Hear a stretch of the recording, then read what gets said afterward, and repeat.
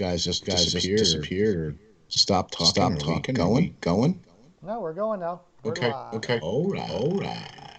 We are here now. Sorry about that. Okay. What happened? Just everybody went silent. It's the Perlo Wisdom Show. We have Steel Flyers and the Prize. Peyton on the radio. And we're going to talk about the games last night. Oh, an echo again? Why is this doing this? It seems like it happens when we get it at the beginning, and then it seems to go away. Yeah. You also have another thing sticking up there too. Yeah, I know. We're working on it, guys. We're working. You got all your audios turned off? Yeah, right? All my audio's turned off. No, I'm talking to Perlo. Just making sure I do. Only two NDI sources. That's all you need. Turn everything else off.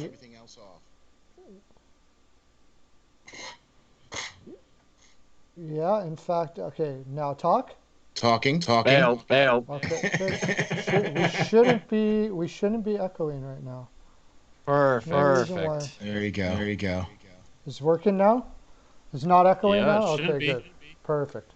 Okay. We never should have been echoing anyways, but this seems to happen when we first start up when we have three. That's what I mean. Yeah. I don't know. Okay. All right. Anyways, so just as we were coming on, that's the news I want to talk about because I don't think there's much to talk about. It's just sort of like, wow. Bergevin gets a 3-year contract in Montreal. Yeah. Okay. Oh, lordy. This is me and you, Perlo, were talking about how weird this is. I'm not a big fan of Marc Bergevin. Never will. To the moves that he's always done, they're always really weird moves. Especially what he did this past offseason, I feel like will, kind of damage the Montreal Canadiens in the future runnings. Like, you take a look at Josh Anderson, prime example of not good contract handling, where they're just throwing money all over the place. Josh Anderson got hired $5.5 million up until 2027. He's going to be paid a lot of money, a lot of dedicated money. And yes, they do have a lot of free agents this upcoming season, but Josh Anderson hasn't been doing as well. You're still stuck with the Shea Weber contract, and not just that, Carey Price's contract as well, and Jonathan Drouin, who has been underperforming massively the past couple seasons. I don't know. I feel like, the Montreal Canadiens, each and every season we talk about this team being a tank, and they start off like it, and then they just underperform massively every single season. And I just don't think Bergevin's the answer as a GM there in Montreal. They got to change something up, and signing him for another 3 years will just mean more bad contracts coming to Montreal. I also kind of think of another thing that you guys mentioned with that too, because we heard the press conference today from AV and Chuck Fletcher, and it sounded like a lot of the same things. Like, you mean you're going to be bringing back the same people? You're not going to wait, what? I heard a lot of excuses. I heard a lot of reasons why this. And look. If you come out and tell me at the beginning of the year that there's no question about it, we're making the playoffs, now how do you walk that back? Right? You can't. So you shouldn't be making those kind of statements like that at the beginning of the year there, buddy. Okay? Well, you can do that. You can be brash and make those moves when it's not going to matter whether it actually happens or not. You're going to get a 3-year contract, so. Yeah, I don't know about all that. That's kind of creepy if you ask me. 3 years up there, I don't know. He's got some sort of trafficking ring going on or something. I swear, I've really been investigating that. There's no reason why that guy, if Bergevin did what he did the last 5 years. Yeah, there you go. In any other franchise, he would have been done like so fast. I agree.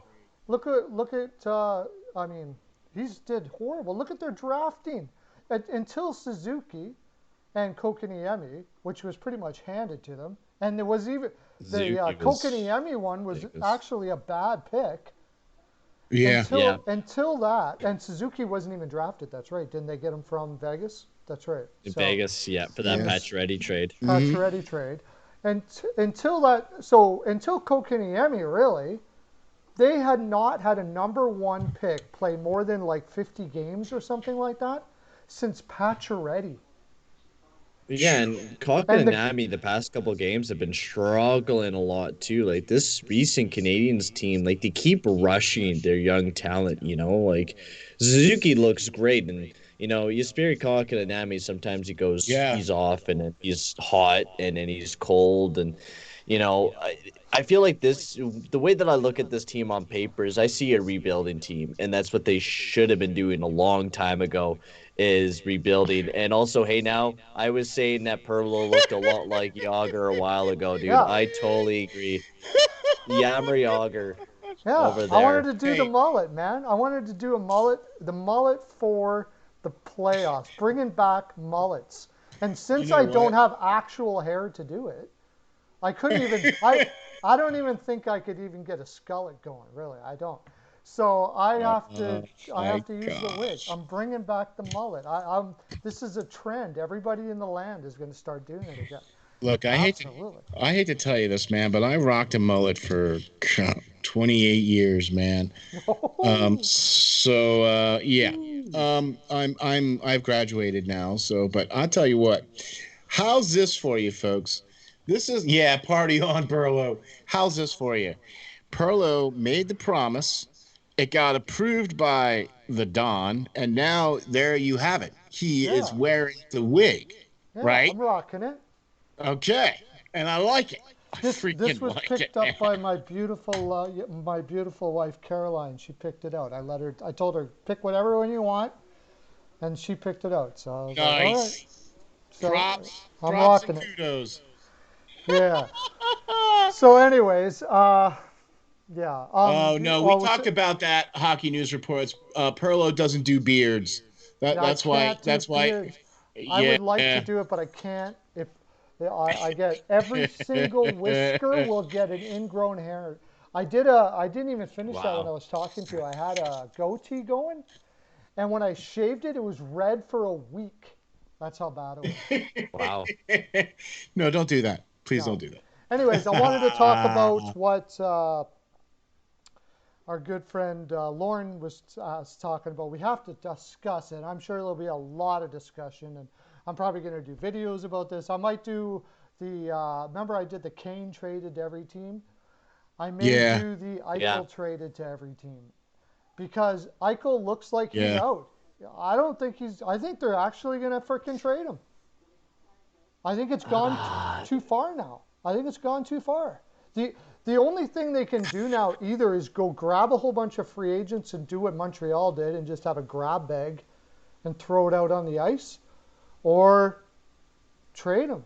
And that is like at this point though, you might as well trade him, because you're going to probably be able to get a decent haul for him. Mm-hmm.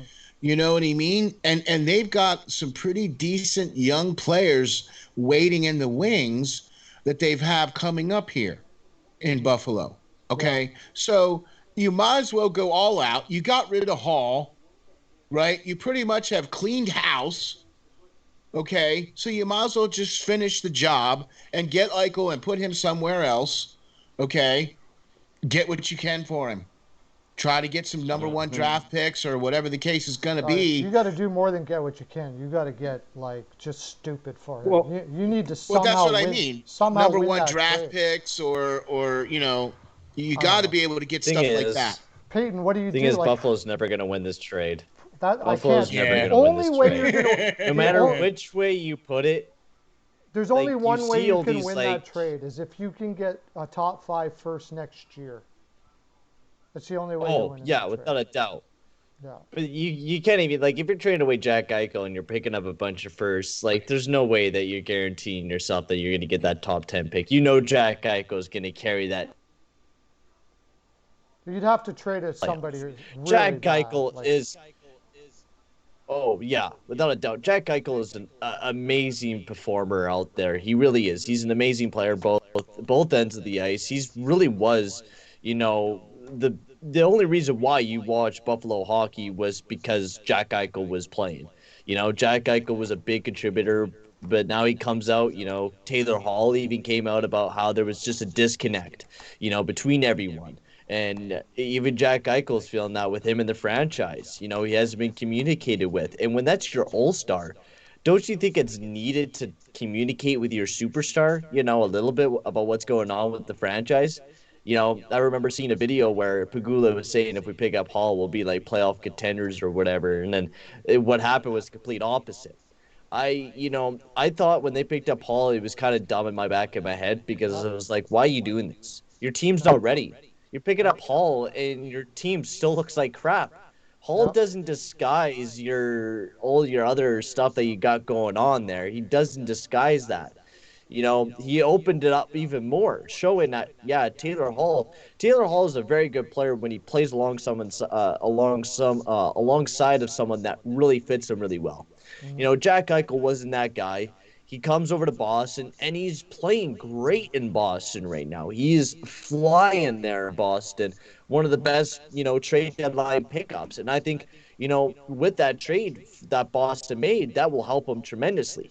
Jack Eichel could go to many places. I've heard LA, New York. I was even here in Edmonton. I don't know if Edmonton would be, a How would viable they do option. We that? do have some assets, but it would be a lot. It would be a lot to trade away. I can't see A that. lot of I Oilers fans. I know some I Oilers imagine fans the have been price seeing tag that for him is move. going to be steep too. But we would have like Oh yeah, we would have no we wouldn't be able to have any players besides the Eichel, Draisaitl, and McDavid. That's not He's going to still I know work. right signed. now He's still signed, everyone's right? making Yeah, he's signed. two.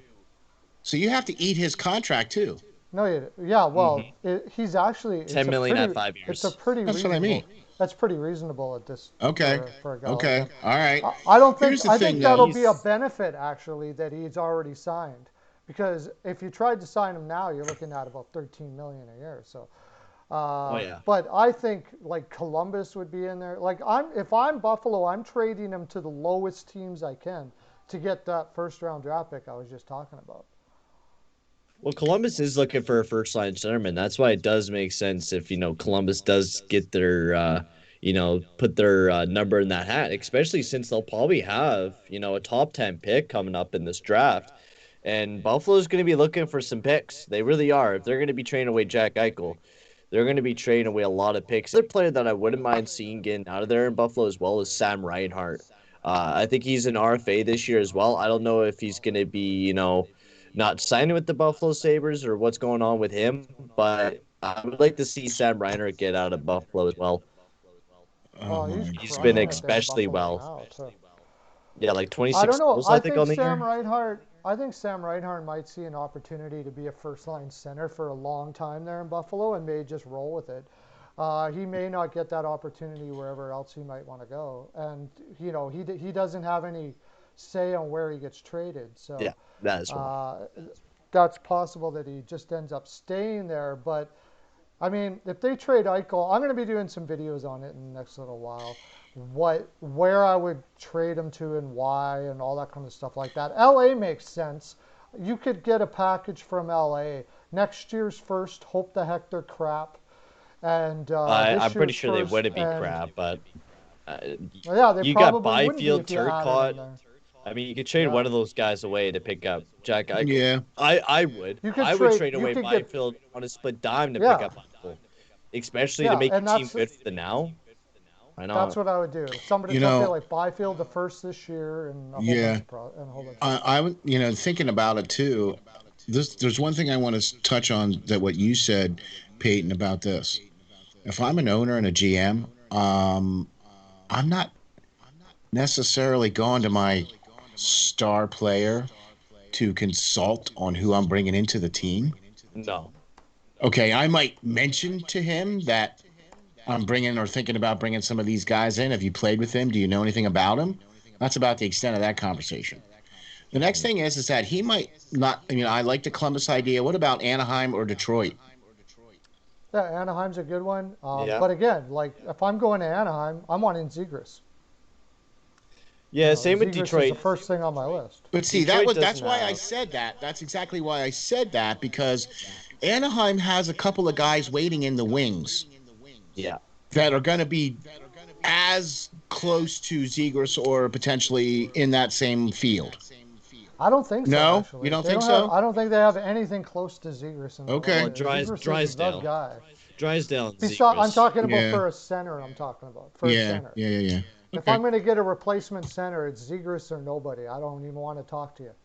The only thing is unless you're going to talk next year's first. Yeah. Yeah. If Yeah. you want to Yeah. talk next year's first, okay, then I'll talk about that. That would You're really talking be the about only some way Detroit would be able to do it.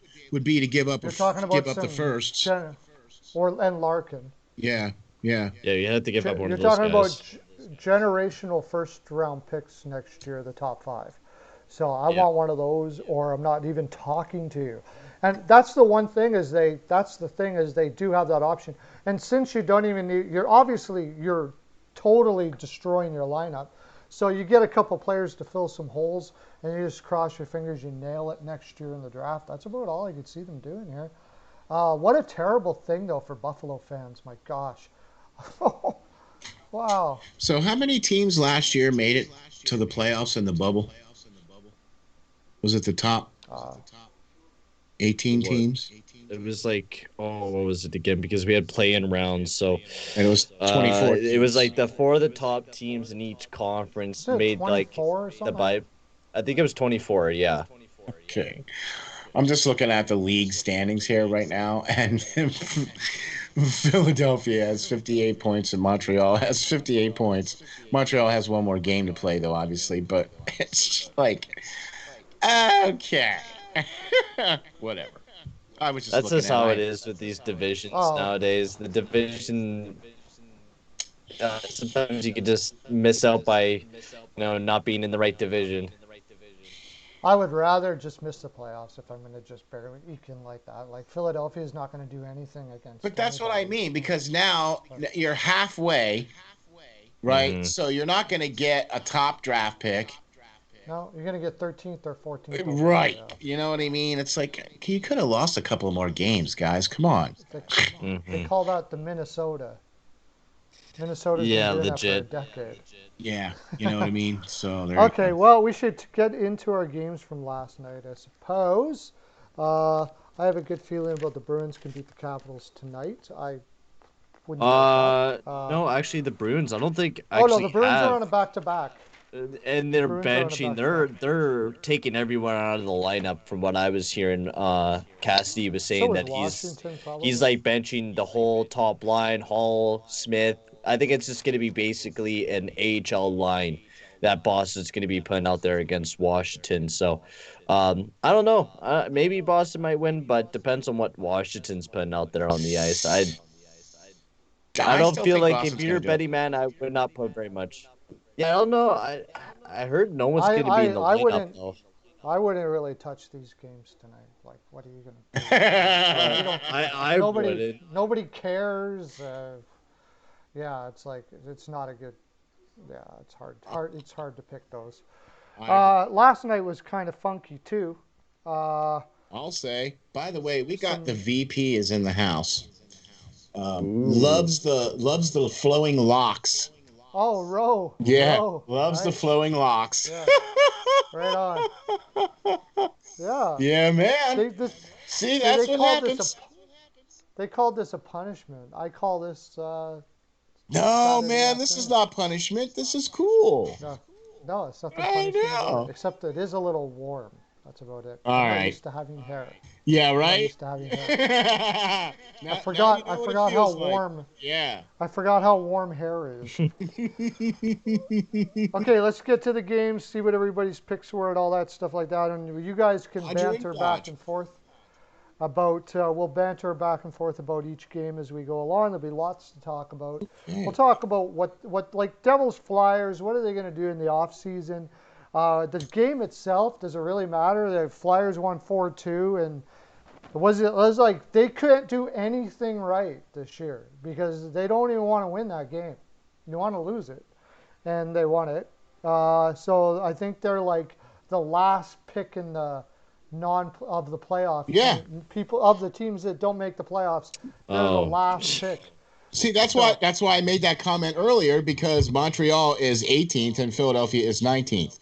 yeah. Philadelphia yeah, has the same amount of points, but Montreal is in the playoffs and they have one more game to play.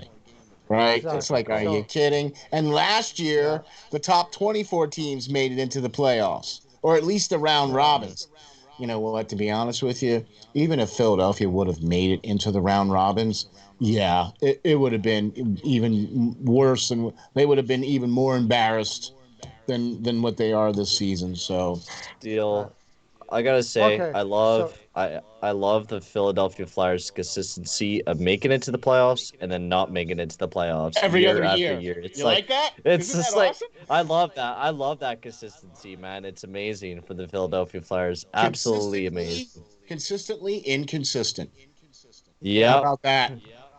yeah, Perfect way to put it. Right? Consistently inconsistent. And here's the best part. I heard the press conference today from the coach and the general manager, Chuck Fletcher and Elon Vigneault, both sat down for a little chat today with the media. And I got to tell you, I didn't get any warm and fuzzies about anything that they were talking about. I was not real happy with their assessment of the season and with the fact that young players regressed and the fact that veterans didn't step up, and you know what I mean, and all these other, I just didn't hear the right answers. And no. from what it sounds like, brace yourselves. If CL's in the house, or any of you other Flyers fans, brace yourself.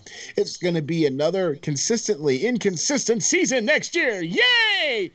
Because Well, I Hmm. what I more than don't like likely about is what they're not going to do much of anything. said is they pointed out the problem, but they didn't point out that they're the ones that are supposed to solve those problems. They blamed it on society and You COVID blame. and everything else. It's like if I have a group of people that I'm running under me, and they don't effectively perform for my client, and I blame them. My client goes, well, that's your job, isn't it? You know what I mean?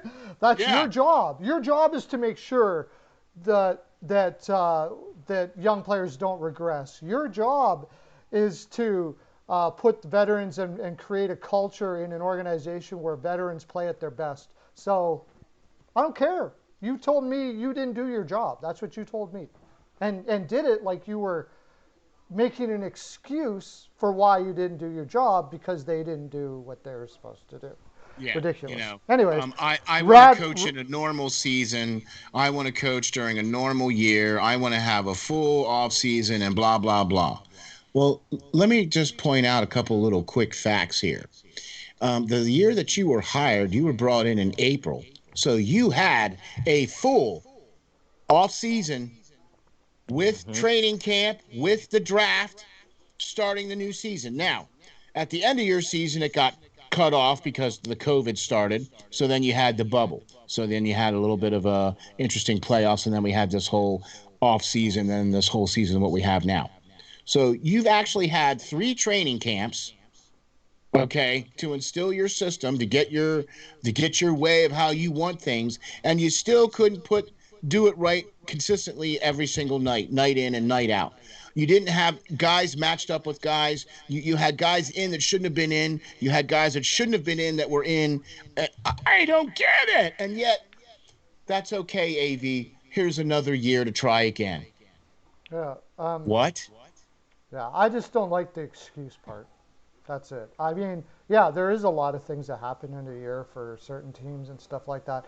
Look at the Dallas Stars. Look what they went through. Like you're talking to the choir. I mean, there's lots of Yeah. teams out there that had more challenges than you and either made it or didn't almost made it, and none of them sat there making excuses afterwards except for you. So they're the joke of the league right now, and The that's all I got to say VP about said that. it. I The think so. VP Rad, said it. Rad, Rad is got 4-2 jersey.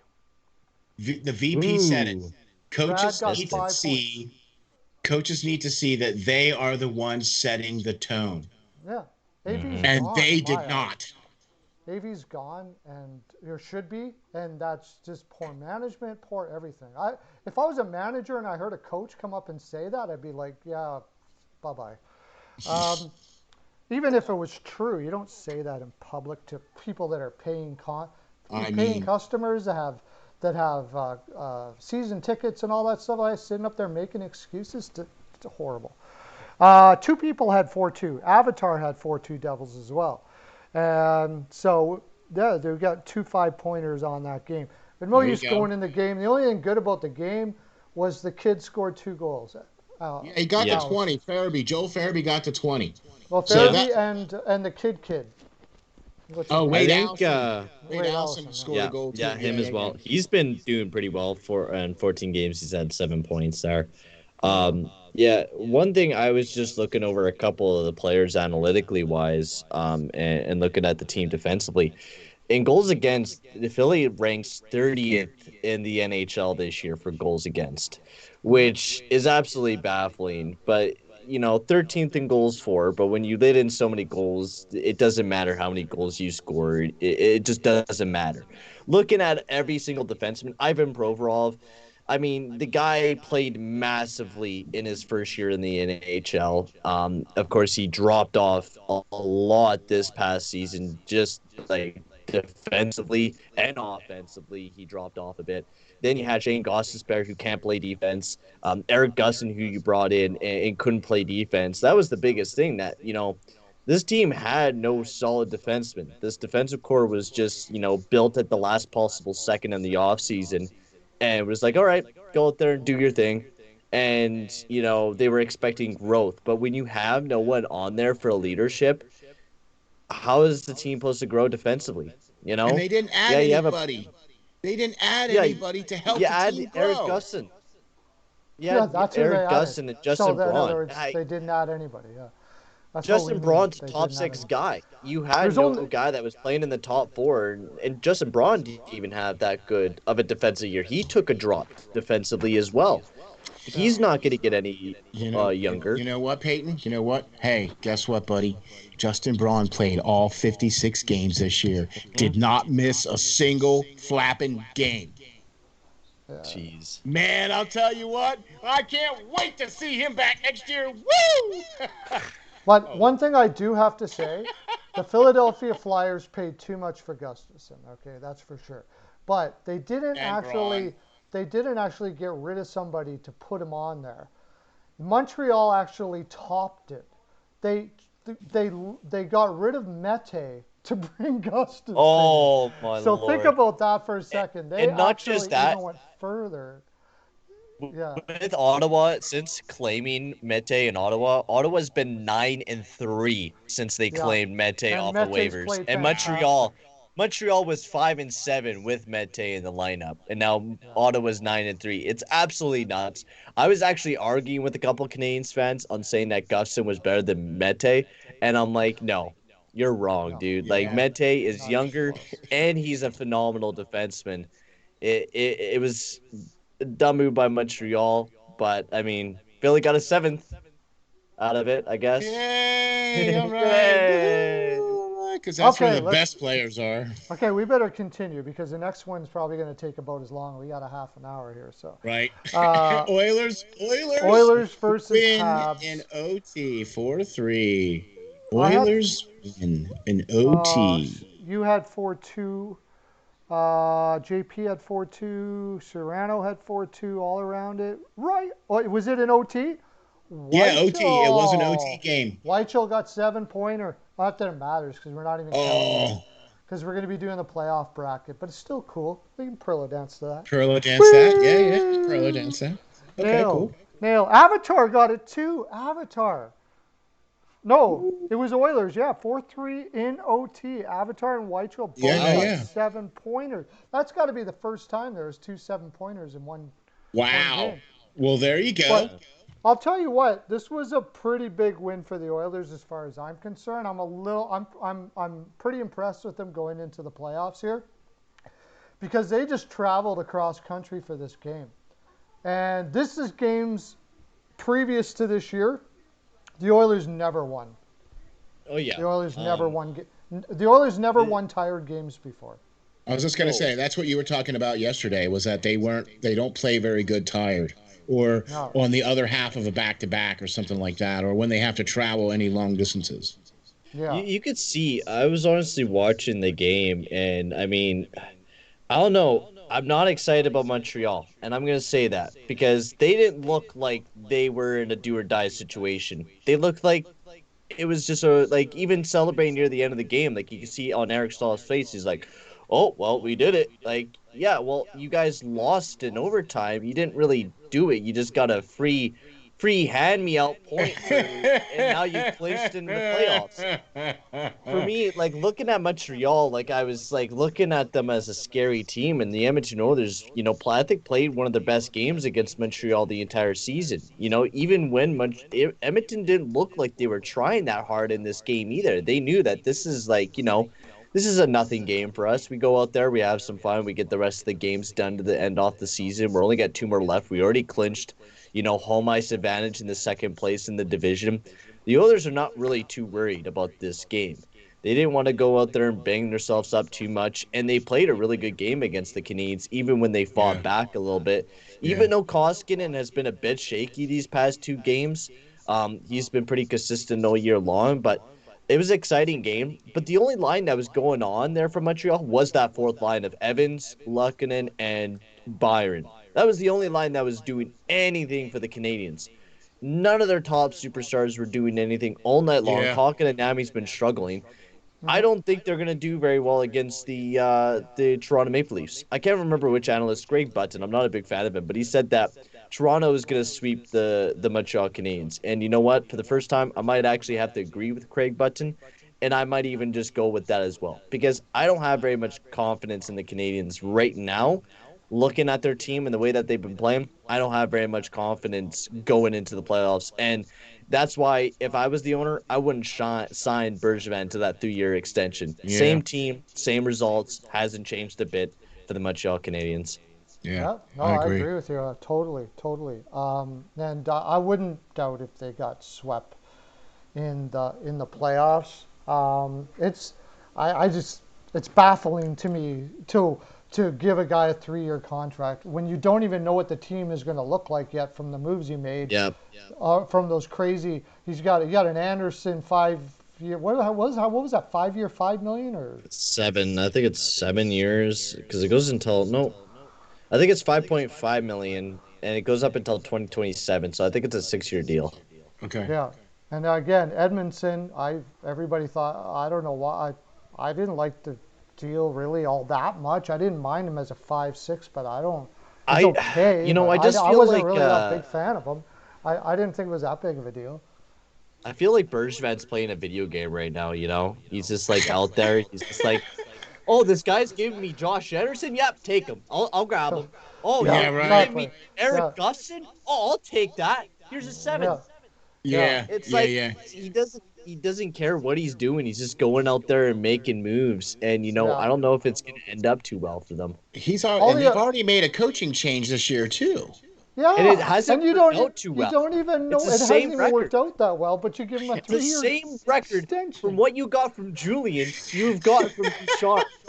And not just that, you're not even getting the same production out of Concord and Nami. No. He's struggling. You had to bring in Cole Caulfield because you can't score goals, and the only goals he scores is in overtime. Yeah. Right. And you don't have Price, and I don't think even Price is going to be back for the playoffs. And do you Right. think Price is going to be able to carry the Canadians Well, past the he Leafs? tried.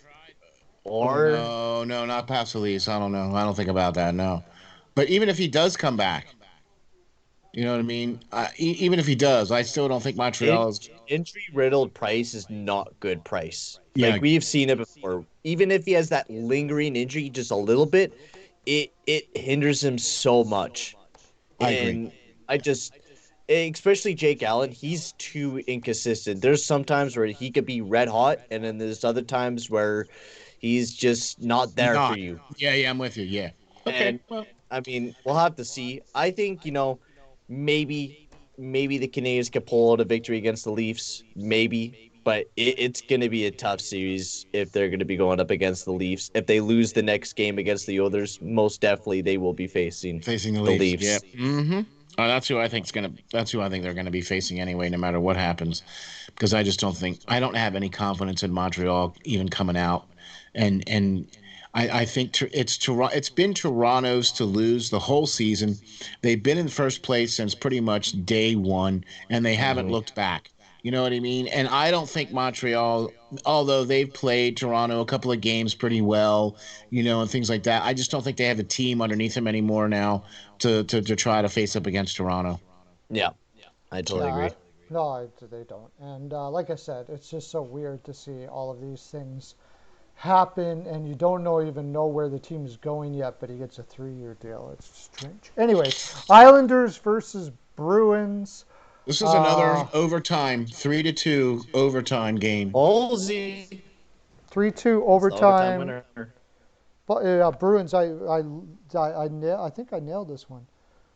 Did you? You know what? I forgot to put a score in for myself. I would have took alrighty 3-2 then. I probably would have nailed it. I thought it, but I didn't put it on the paper, so I didn't get it. But Well, we that's all funny. know what thought did. Yeah.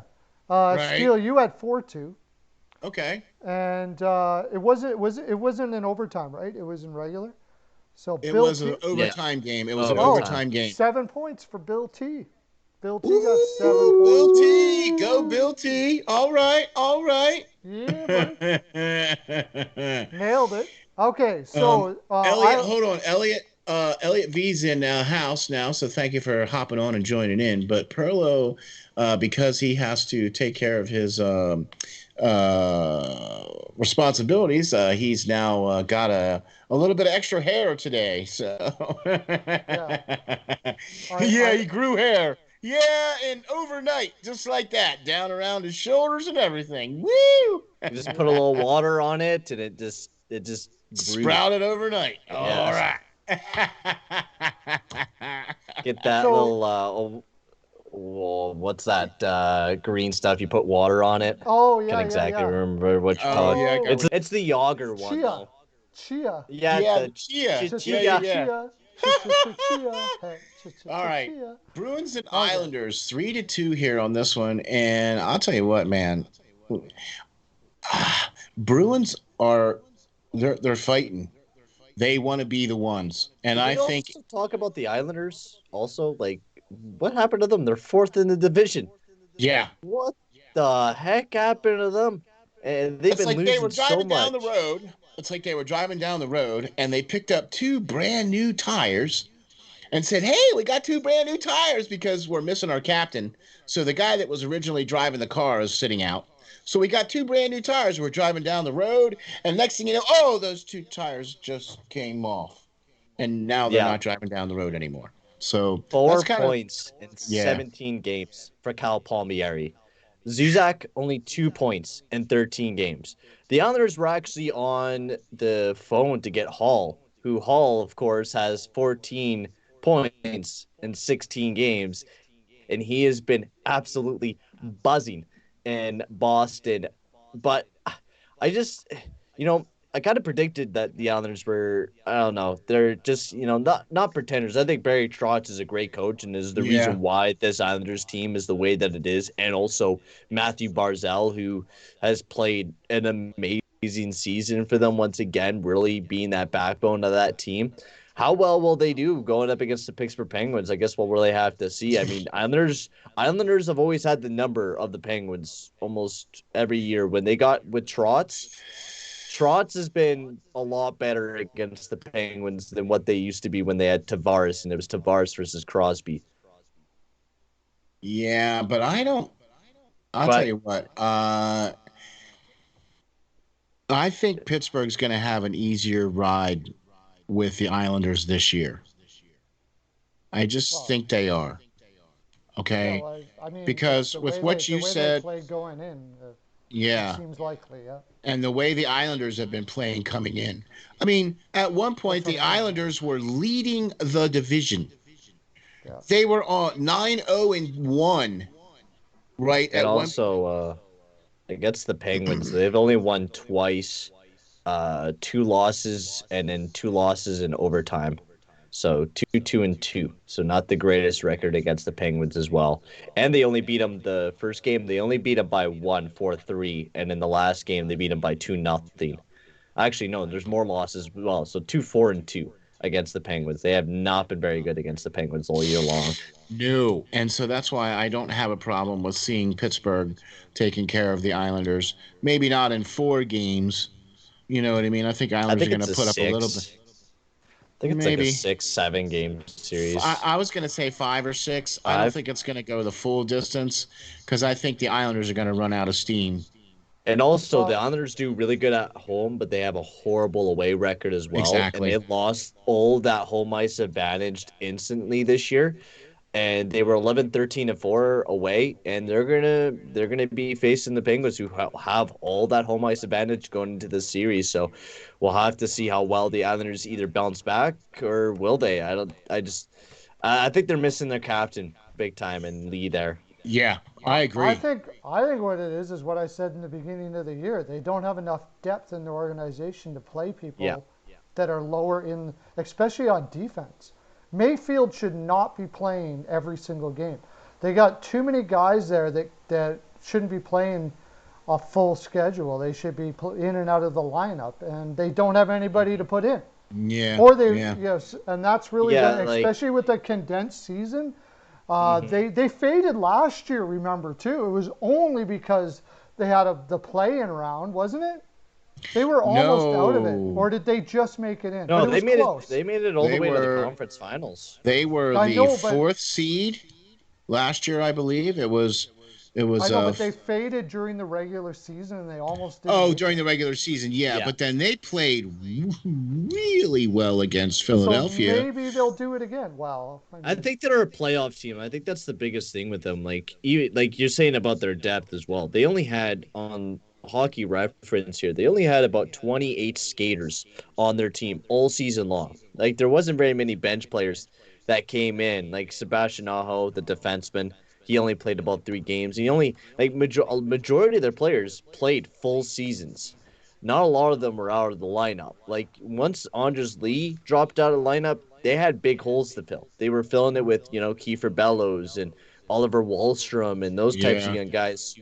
Wahlstrom's been decent, but not what Andres Lee is compared to the team. You're definitely hit it spot on. They need that depth. They missed Devon Taves tremendously. Having him out of the lineup and of course being traded to Colorado, and now becoming a top two defenseman there in Colorado, was a big miss for this team. But I feel like, we underestimate the New York Islanders. I think every single season we step into this, and even in yeah, playoffs, I think they're the most underestimated team, but they yet blow everyone away each and every season. That's why, once I start making my bracket, I'm scared to get to this series because I'm afraid that the Islanders will just absolutely break my bracket yeah. because most likely they will. I forgot to mention, and I was listening to this to John off the wall hockey last night. They were doing this. The goat was doing this with the Islander girl there. I can't remember her name. And Isle Girl 43. Oh, Isle yeah. girl, yeah, pretty cool. Um, Mm-hmm. but she was saying that Barry Trotz has been saying that they're treating this like a preseason. So in other words, they're like, you know what, whatever. We're going to rock it in the playoffs. So that's what he's saying right now. And remember, Barry Trotz, unlike in Philadelphia, where you walk into the dressing room, the first thing you see is a big sign that says no excuses. So, unlike in Philadelphia, there's no excuses. So they're going in this and saying like there's a difference between two organizations right there. All right, let's go to the next one because we can go a little long because we only got 2 games. Okay, the next game is the Lightning and the Panthers, and this game here was 4-0 Panthers. Oh man, Yes, and I'm and there excited was some about this more series. fighting in this one. Yeah, Oh yeah, there's man, more I fighting in this I one. am excited to watch this series without a doubt. This is going to be the most anticipated series going in. One of Watching them fight, The way that they play, Lamico got a beautiful. I don't know what Vasilevsky was doing. He was trying to handle the puck, and Lamico picked it Yeah, right on up and yeah. put it right in the back of the net. That was a weird one, but I'm really excited for these two teams to face off in the playoffs. I'm really am. Florida got the home ice advantage. They have a 6-game winning streak right now going into the series, while Tampa Bay has been struggling a bit. Talking about the Florida Panthers, they've been, the most surprising team. Having Verhaeghe jump up, Mackenzie Weegar, that defensive core, the way that it stepped up with Ekblad being injured. Ekblad's not even their Especially best with defenseman. that, especially with that, because Mm-hmm. a lot of people Weegar. overlook that fact that Ekblad has Mm-hmm. been out for a good portion of the season. Oh, Mackenzie Weegar has been amazing. I don't. He's a very underrated defenseman. Actually, one of the most underrated defensemen in the league, Mackenzie Weegar. He is I was just actually, mentioning that yesterday. yeah, Yes, he he is was. one of the best defensemen on the Yeah. Florida Panthers, without a doubt. You look at everyone up and down, and I'm really excited about looking at this Florida Panthers roster. They have the experience with Yandel, Strawman, in that defensive core. They got the youth with Uyghur and Nutavaro. They got, decent goaltending no matter who you go with Dredger. Maybe Bobrovsky could pull off a miracle for that Florida Panthers team. They got a good offensive core with Barkov and Huberto leading the way. I'm excited about this Florida Panthers team, but the biggest thing, Tampa Bay Lightning. I know we used to call them chokers all the time. Will they get that name back on them? They won the cup last year. We see what happened with Washington. They lost in the first round once they came back. They were defending champs and they lost in the first round. Will that happen to the Tampa Bay Lightning going against Here's the thing, though. Florida? Here's the thing, though, and this is why I think this is going to be really tough to call on this, Mm-hmm. because Tampa Bay is not a full team. They're going to get Stamkos and Kucherov back here starting on Saturday. Okay, and so no matter how you slice it, okay, they are the defending Stanley Cup champions. Now, Mm-hmm. do I agree with everything you said about Florida? Yes. I have been blown away by this team. I thought Florida was going to be on the outside looking in, looking at their defense, looking at, Bob not necessarily being up to his Vesna self.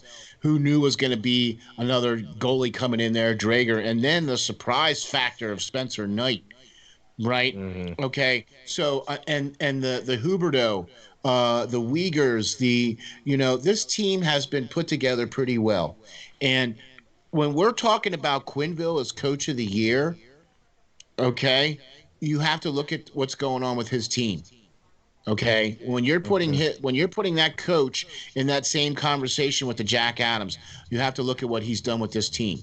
Okay, I think they have all the pieces together to make a run. Will they make it? I don't know, but I'll tell you what. I'm with you, Peyton. This is going to be one of them series where I'm just going to be like, breaking out the I think popcorn and I think no matter who wins this series, they're not making it out of the second round. Just because of the fact that this series is going to be one of the most grueling series, I feel, between these two teams. And Great then you got to point. go up against Carolina. Yeah. Ugh. And Carolina is going to be going up against Nashville. And you're not saying anything wrong about Nashville. Nashville's been red hot lately, but they have a ton of injuries, and we've seen them in the playoffs before. Usually they don't do spectacular, and No. Carolina has been a tank this season. And if this Florida Panthers Tampa Bay Lightning series goes to 7 games, and every single game there's fights and hits, and it's physical, these two teams are going to feel it. But the one team that I do see moving past that second round is Tampa, because they've done it before. They have faced off against some of the toughest teams in the NHL, the Dallas Stars, the New York Islanders. I mean, they were able to pass the New York Islanders and then go ahead and beat the Dallas Stars to a pulp. So I would not doubt the Tampa Bay Lightning without a doubt passing the Florida Panthers. And that's why I'm excited about this playoffs, because this playoffs have some intense matchups in that first round. You got the Boston, Washington, Florida, Tampa Bay. You got some great playoff series coming up. I mean, even the Colorado, Minnesota one will be pretty Oh yeah. entertaining. Let me read some quick numbers here for you. This game, 30 shots on goal for both teams. The only discrepancy I'm going to say in a minute, they were both 0 for 5 on the power play. There was 19 penalty minutes for each team, right? So that's Jeez. 38 penalty minutes. They had a combined 72 hits in this game. Okay, right? Yeah, there you go. Each, and Jeez. then 23 blocks all day, right? 61 faceoffs by the Light, 61% on the faceoffs for the Lightning, 39% on the faceoffs for the Panthers. This game was so evenly matched; it was insane. The fact that it was 4-0. That's why, like, it's so tough to talk about. You could pick either way. I'm pretty sure people would, half of the world will agree with you, Tampa, about winning, but half of the other world will agree with Florida winning. That it's so 50-50. It's such a toss and turn on who wins this game. You flip a coin, and This will it's a definitely be tough the one. series. This will be one of the series I'm going to be paying attention to a lot, and I'll be watching this Hmm. series for sure. Because honestly, I have to go with what you said earlier about the fact that, and this is a great point, whoever wins this series, yeah, they're going to move on, but they're going to be destroyed Oh, they will be. because this series is going to be one of the toughest ones to try to win. The I'm the the I'm quicker it's hoping you're over, right, the but better it is. I'm hoping you're right, but honestly, I'm not. I think Florida's going to win, and I think they might win handily. I really do. Hmm. Even with And Stamkos and I Kucherov don't back care. in. I don't care. I don't. You didn't play. You played crappy all year. Now you got to But turn it. also, how well will, like, I know people say that Kucherov's gonna come back flying in lights, But but how well I are don't they going to know. play? They haven't played all year long. I don't You know. know. Kucherov, yeah, Kucherov hasn't played a touch of that puck, and for me, like, I'm not saying I'm an NHL player, but usually, sitting off for an entire season and then getting to handle that puck, you feel different. You feel different out on that ice than what you do compared to when you got 50 games in your belt throughout the year. Uh, I think if Florida gets off to a really hot start and they catch the Tampa Bay Lightning quick into the series, they could take this easily. But if they let the Tampa Bay Lightning stay for a while, it's going to be a tough, grueling series, and it could go either way. I'm excited. I'm excited to watch it. I'm excited to see Point versus Barkov. And yeah, one of the guys said in chat, Tampa Bay tired. Yeah, and that could be also a thing. I mean, Tampa has played a lot of hockey in this past little bit. We only had a short off season, and then they had to play a grueling 56 game season, and now we're right into the playoffs. So Not a lot it's of, going to be a there tough was one. no off week this year. There was no bye week or nothing like that. So yeah, well, we'll see. Yeah, that could be the reason, but it's still why I think Florida will win. For whatever the Okay, reason is, Tampa has not looked like Tampa this year, and I just okay, find it very hard to believe they're going to turn it on right now. So, and I agree with anyways, you 100%. Next game let's is the let's Canucks and go the to Jets. yeah, Canucks and the Jets. We ought to go through these pretty quick. This is going to be Uh, Okay, funny. the Jets three just one. the Jets forgot to how to score. Okay, Did anybody have Vancouver 3-1? 3-2 Bill T. 2-1 Steele was I had 4-3 Canucks. Whiteville 4-2 Jets. Yeah, no, that was it. Nobody had to score. But okay. the Jets are the Jets might be the ones playing what they're playing the The Oilers. Leafs. Yeah, Yeah. or they're It or might they could be. be either way. I was saying If that I thought that they were going to beat the Leafs halfway through the season, but you can't say that now. No. they They look can't so score. They look bad. terrible. They look totally I don't know beat what's up. going on. Isn't it funny that the Canucks win a game when the Canadiens get a point and clinch? The Canucks keep themselves alive, but they get eliminated anyways because of a loss from the Canadiens. I thought that was a funny stat. Just kind of sums up the year for the Canucks. They win a game when it doesn't even matter the most. Yeah, It's right. it, Oh it's just well. the worst type of season for the Canucks. But the Jets, I don't know what's going on with them. Like, if the Canadiens win this game on Wednesday, then the Oilers and Canadiens will be most likely facing, unless the Jets just stop losing and they get a W. Because right now they have 2 games in a row that they lost. They have not looked themselves in the past little bit. They're Yeah. 1-9 in their last 10. That is the worst record out of the entire North. And I was saying in my OGR that right now I only see 2 teams that are really hot in this North Division. That's the Oilers and the Toronto Maple Leafs. Hmm. Those are the only 2 teams that I really see that are playing up to their top shape, and the Ottawa Senators.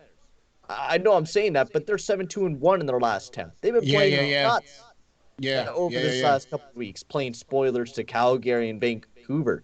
They've been playing amazing. And Yeah, it's just I agree. it's weird looking at the North Division right now. And looking at the Jets who were so hot at the beginning and now so cold Yeah, sucks. I agree. So we'll move on to the next one. Yeah, I agree. The Jets are Hurricanes Hurricanes 0, and Preds. Predators That 5. 5. Yeah. I really screwed up on this one because I said it yesterday, but then I didn't go with it. It was going to be Rene's last game as Yep. a Predator, and they're going to win that game. It always seems to be that way. And they sure did. And not only that, Carolina had just gone through a brutal schedule. Like, didn't they So say that they were sitting some guys too? they Yeah. did, and they don't. And Brendan Moore came out afterwards and almost apologized because he Yeah, doesn't have the philosophy to sit guys. But I think if he did it, there's good reason for it, and it's not a bad thing. I agree. I agree. So the next game is the Wait, Blackhawks and the wait, Stars. what was the score? I don't think we're going to worry about that. What was the score? Five Five to four. four overtime. No, for Hurricanes and Preds, just 5-0. Oh, 5-0 5-0. 5-0. Predators. 5-0 Preds. Yeah, nobody had that. Okay. Yeah, Bunch of nobody people had have it that. Yeah. correctly. Oh yeah, we'll go the scores for Stars Blackhawks. Stars Yeah. Blackhawks was 5-4 overtime. Stars win that one 5-4 in the overtime. Oh, H&R had 5-4 Hawks overtime. Oh, Oh, bomb, bomb. so Oh, that's a big close. oof. All right, that's a big miss. I'm sorry. All right, you want to 4-2 go Stars. Yeah, there five was four five nobody. four stars. Yeah, nobody Um, had had that. Blues and the Kings was 2-1 Blues. Final An on that OT. An in Sasha. OT. OT. Sasha. 7 points Oh, for Sasha. Sasha. ooh, there you go, I like Sasha saying Height. Sasha because I like saying it like that. Sasha. Okay, Sasha. Like All right, sassy. here's Sasha. the last one, and this one here was the one that really meant more than anything else. 2-1 Avalanche. 2-1 Avalanche. Yeah. And the Knights only played 15 players that night. That was Last night. nuts. That was nuts. They look exhausted when I was watching a little bit of Yeah, the game this they've morning. They been playing a lot actually of They hockey looked too. exhausted. They've they been playing a lot of actually hockey too. won that game as far as I'm concerned. If you Yeah. only lose 2-1 to the Avalanche and you only played 15 players, that's a win. Yeah, That's a almost their win. entire forward core was playing 20 minutes. There was only like a few players. There was three other players that didn't play 20, or four other players that didn't play 20 minutes.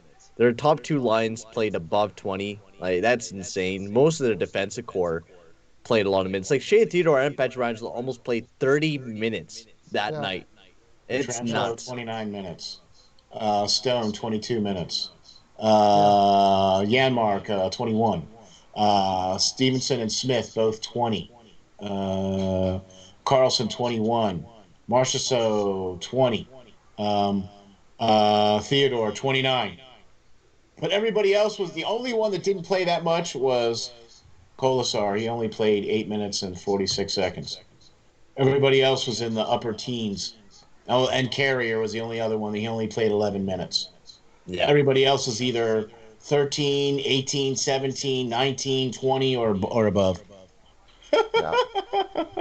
So, Wow, anyways, that's a short roster. this will probably be the first time I've taken a President's Trophy winner to win the Cup in either a long time or ever.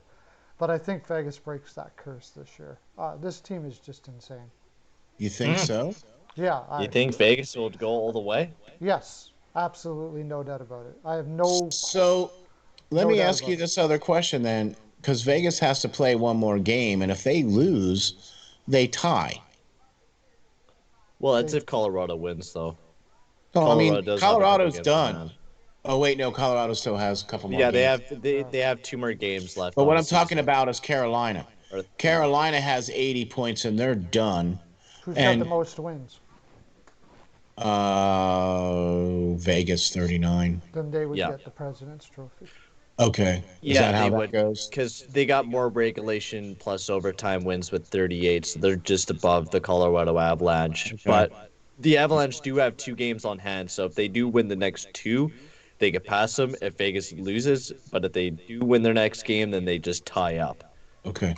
Okay. All So right. they might Okay. not even get the presidents. I never even thought about that. But Yeah. Yeah, they might. anyways, there's a spoiler alert. Vegas is my team this year. I just think Vegas has got everything they need for that to win There you this year. go. And I wouldn't have said that in the beginning of the year because I would have thought they would have been suspect up the middle. But and maybe that's still. But they got Also, shout out to Alex Newhook, who's been looking amazing out there. He had 2 assists on the night, three yeah. points in 4 games, and all assists. He's been looking amazing there for the Colorado Avalanche. Really excited about what he's going to be bringing to the table in the future for sure. Looks good up there for him, man. Really They got like a that. lot of good future players. I'm just excited in general. Bone Bryam and See, Newhook. Oh, Oh, see now Perlo is going with the Vegas. hmm I understand why, and I can almost pick them, but I've been going with Colorado. yeah. Okay, so I'm going with Colorado. I understand that, but I just think Vegas is playing on another level this year. I really do. Okay, well there you go. So, Well there you what do have you? it. Peyton's That's for not our gonna. games, right? Peyton's not gonna spoil it. No. Okay, we're gonna go to do a little no, message not for the. not spoiling it yet. No, Gotta watch the gotta watch the prediction video when I make yeah. it. Well Do there you no. go. I'll still do a prediction video. Not everybody in the land is watching this. So Nope. we'll shut this. We're gonna go to our sponsor. Get all your doggies out. Get just yeah. Put them around the computer, and they can watch. Be careful now, though. You're gonna have to take them if you watch this. You're gonna have to take them for sure. Yeah, It's man. like showing Thank you. kids Disneyland for the first time. Okay, here we go.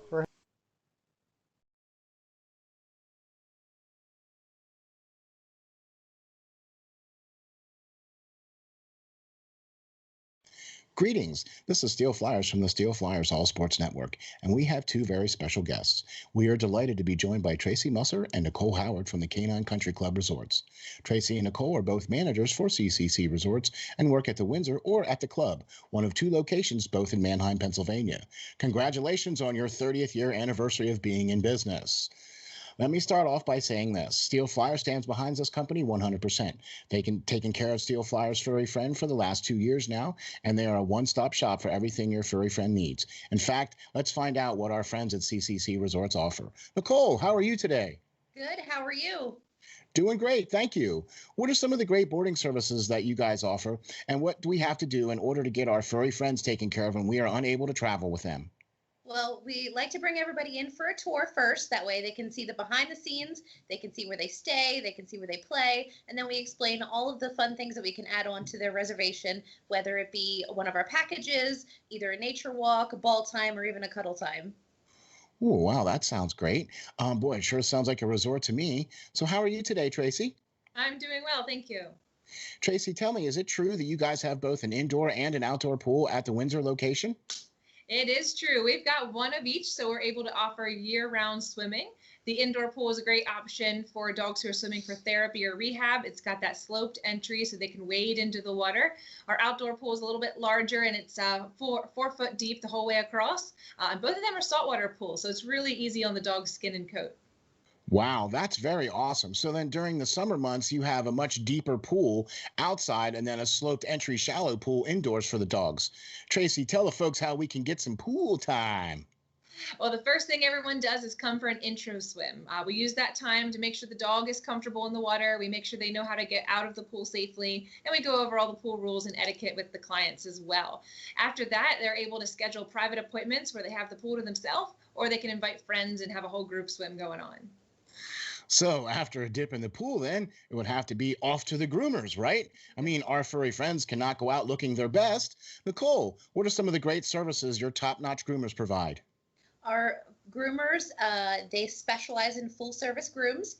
We can do the basics, whether it be just a bath and a brush out or a blowout. Or for the extra pampered pooches, we can do nail dremels, we can do deodorizing soaks, and also facials. Wow, man, that sounds like a resort if you ask me. Tracy, I know one of the main programs here at CCC Resorts is the WAGS program. The Steel Flyers dog is enrolled in this program. So why don't you tell the folks what is involved in this and how they can get enrolled? Yeah, the WAGS program is our primary daycare option at the Windsor. It's designed to be a structured program for people who are looking for a set routine for their dog. They all come on the same days each week, which allows them to have set friends, and we know exactly what's going on with each group. So we do a little bit more activities and we build more into their daily routine there.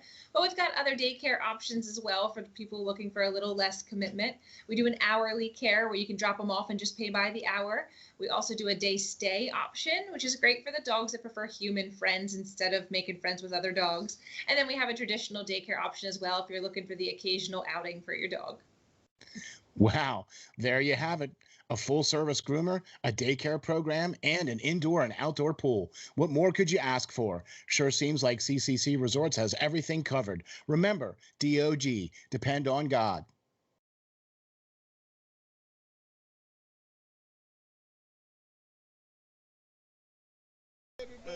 They can't hear you yet. Oh. Okay. Now they can hear you. Hey, everybody. Welcome back. Woohoo! So we've been discussing this, and I think that what we're going to do is based off of the prizes suggestion, we are going to create a Steel Flyers bracket challenge. Heck So yeah. that way, everybody that's on the Perlo show, right? As soon as we get everything set up, right, we'll shoot everybody the link so you can go sign up for the bracket challenge, right? Isn't that how it works? Peyton, why don't you tell us how that works? So I'm going to make a little league, and then what we'll do is I'll send out the link on the social medias on Twitter, and then I'll probably join up during the Perlo stream as well. Tomorrow I'll probably be on as well, and I'll link it in the chat, and then everyone can join up. And then I'll probably even make a little video on my YouTube channel telling people to join up into the league, and then we could see who's going to be the rightest one and who's going to predict everything right and see who wins the Stanley Cup. Yeah, so what do you guys think about that? We're going to try and do that and put that out there for everybody. So that way we might not necessarily be able to track all of your picks per se, but we'll be able to track everything on that bracket challenge. So we're going to invite everybody to do a Steel Flyers NHL bracket challenge 2021. So be looking for that in the next day or two here when we'll get that sent out to the Perlo show so that everybody on the Perlo show can hop on and check that out. And then everybody else, all of our fans can also do the same thing. And I will actually be making some picks too. And I bet you Perlo will too. Off the walls, John's doing that too, right? Yeah, he is. And you can see all the picks from everyone. So if you want to see, Perlo's picks, you could go check out his Steals. Anyone else, you could go check out all those picks once, of course, it opens up. Whoever wins the bracket challenge, I will Perlocopter the wig over to you, and you wear. Now it's to the winner. The winner gets to wear the wig. That's. Oh. Yeah, because I'm rocking it so well, right? Like people are jealous right now for sure. Like, you know what? They're coming here right now going, "Woo! Wow, who is that dude?" Right? So if you win the bracket, I'll Perlocopter the wig over to you, and you can wear it for a while. You can't keep it, but you can wear it for a while. Anyways. Wow. All right. Well, so let us know what you guys think of that idea. We're gonna try to put up a bracket challenge in the next day or two because the playoffs are starting this weekend. So check that out. We'll be on the ball with that. Jay, I think the only reason why that you can't make your bracket yet is because they haven't solidified all the matchups yet. Like the Vegas, Colorado, they need to still figure out what's happening in the top seed. Once that happens, then the bracket will be coming off. Yeah. Plus, I also think too with the that whole with the top seed and who's going to be with that. Yeah. Okay.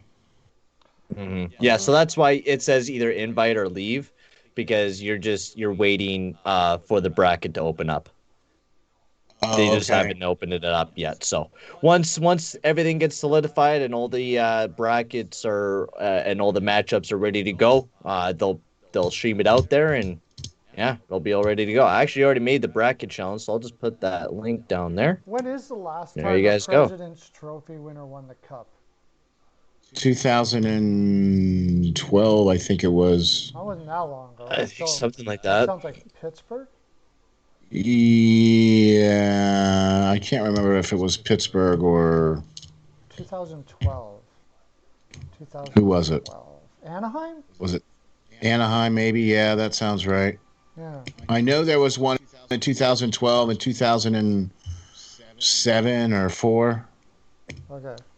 The last to win the cup in the same season was 2013 with the Chicago Blackhawks. They won the Oh, it was President's the Trophy and the Stanley Hawks. Cup that year. Okay, right. Okay. Oh, sorry. All right. Yeah. Yeah, no worries, RJ. Yeah, I got confused when I first did the bracket challenge too. I'm like, why can't I pick my teams? Why can't I make my bracket? No, you're Telling me not not. allowed to yet. You can't because you're not allowed. Yep. Okay. Well, there's that. Let's quickly get these games tonight over with Yes. and done because and then we'll talk about a whole bunch of stuff after that. Okay. Yeehaw. The only reason why these are important is because we're doing picks on my show. That is what makes it important. But besides that, it's not really that important, right? What's the first game? Boston, Washington. Washington and Boston. That is At- has some kind of importance because they're going to At- play against each other. At Washington. Washington. And also Boston's playing mostly an AHL lineup from what I've seen on the lineup sheet for them. So I don't know who they're gonna have in the lineup just yet, but And I'm pretty sure Ovechkin's not going to be in. And No. yeah, most likely it's gonna be just depth players for both teams playing. You're not gonna really be seeing a lot of this wouldn't be a betting man's game without a doubt because either of these teams can win this game. Either of them. I don't know who's going to be the starting goalie for both teams, so I don't know if that got confirmed yet. Vanacek and Swayman. Swayman. Oh, okay. Ooh, Swayman. That's the thing. But Boston's on a back-to-back. Swayman. Boston's on a back-to-back. Swayman's got killer numbers. Washington has been playing like dirt the last couple of games. Yeah. Yeah, so, Boston anyways, has their number. Boston's had their number all year long. Like, I'll tell you this much. I would not want to be Washington playing against Boston in the playoffs this year. Mm-hmm. Because I really think Boston's going to take it to Washington this year. I just have that feeling. Because of what Boston has done to improve their lineup with the trade deadline moves that they've made, they got some depth in defenses, which is what they needed. They were able to bring in Hall, which was an offensive threat, which they needed, right? Their goaltending has been pretty. I mean, the fact that the Swayman kid has been like, lights out and, big eyes and whatever. I mean, that's been awesome seeing him come in. So I really also think that Boston has the makings to come out of the East. Mm-hmm. Yeah, I totally agree. I think Boston will win this game 2-1. That's the score I'm going to go with this game.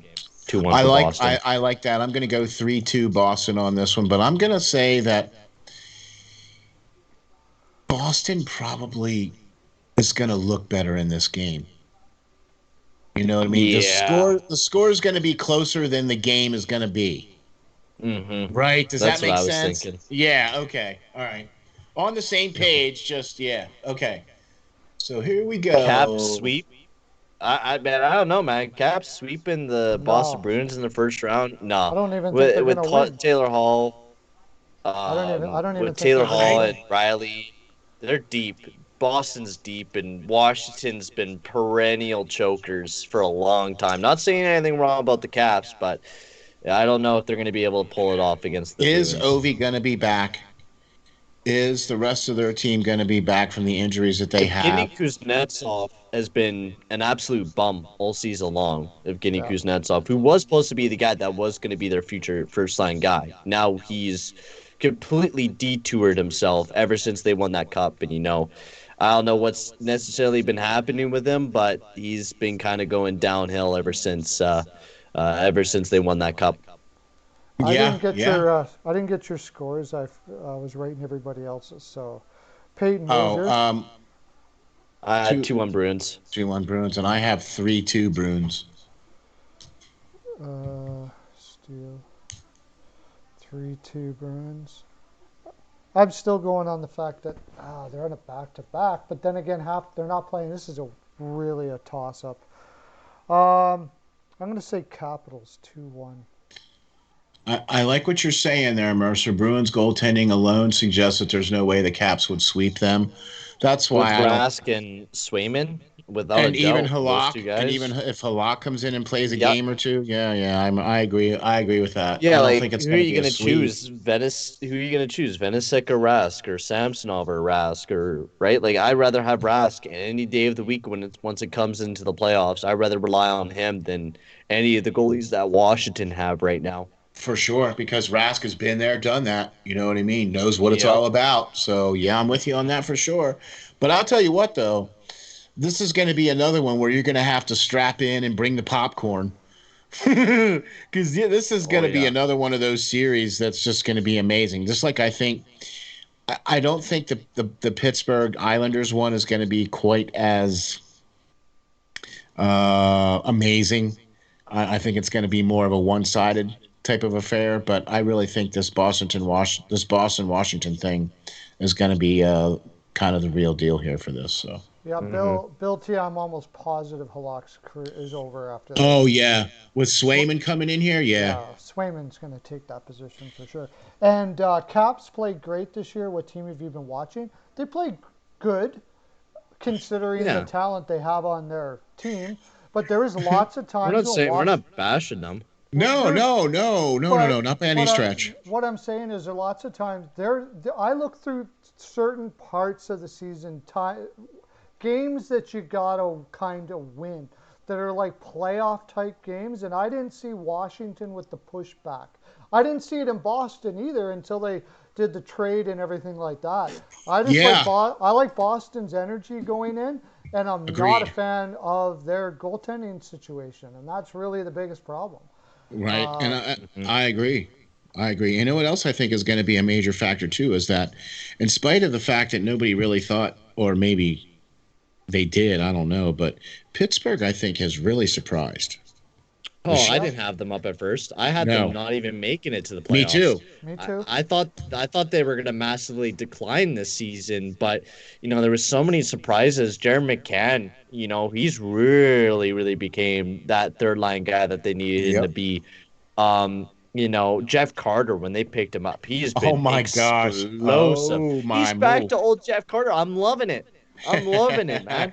It's like there's something in the water in Pennsylvania.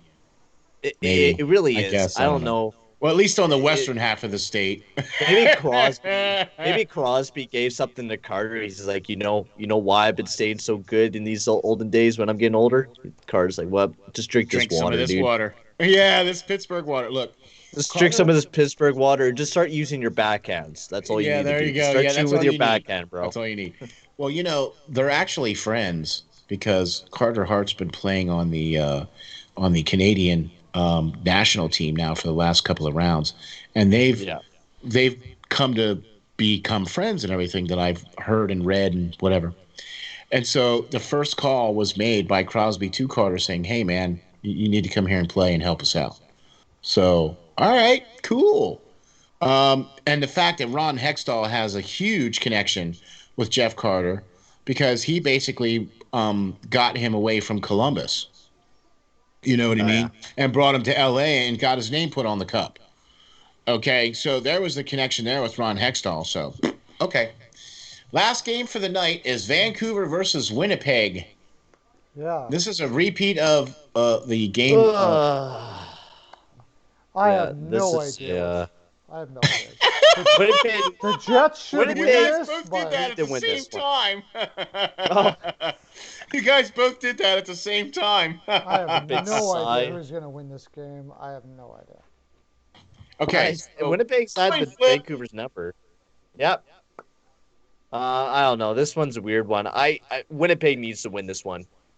If they don't want to be facing up against the Maple Leafs in the first round, I mean, no matter who the Jets go up against, it's going to be a tough series. But if they don't want to be going up against the Leafs, who I feel are, 10 times worse than what the Oilers will be. Yeah. The Leafs are one of the best teams in the North Division. They're going to be a very tough team to be in the playoffs. And for the Jets, they've been struggling recently. They have not been playing a good game, and they gotta get some momentum going now. They can't be losing any more games. So I'm gonna give this one to the Jets. 3-1 is what I'm gonna have to go with, because this is a big one for the Jets. They need this W. Wow. I'm looking at the Vancouver Canucks 3-7-0 in their last 10, and I'm looking at Winnipeg at 1-9-0 in their last 10 games, and I'm like, wow, gosh, can I pick Montreal for this game? Oh, wait, they're not playing, sorry. I think we all wish that. Yeah, I'm going to have to agree with you with that because the Jets need this game in order to stay ahead, so I'm going to go with the Jets on this one too, 3-4. I think this is going to be an overtime game. Oh, Paul Stastny's playing his 1,000th game today. That's another Oh. little factor. Thanks for that, Yeah. Avatar. I don't know if they're gonna play. I don't know if they're gonna play any better because he's in his 1,000th game, but I don't know. It's frustrating to watch the Jets. Like, you tune into the game, you think they're gonna, the Jets should win here. You tune into the game, and they're just getting pummeled out there. Like, what the heck is going on here? Why is Winnipeg not winning here, man? Like, yeah, right. They should be one of the better teams in the NHL. They were built up as that, and recently I have no confidence in them anymore. Exactly, and the fact that they brought in Hopi, you know what I mean, to try to come up there and be the, Well, Vancouver did. Yeah, I Vancouver, didn't have warm fuzzies about that to begin with. Yeah, Holtby hasn't been doing very good. It's his for last couple of Vancouver, games, though, he all of a it sudden sucks. started saving. Well, great. Now that it doesn't count or matter, well, great. But Hellebuyck, His past two games have been rough.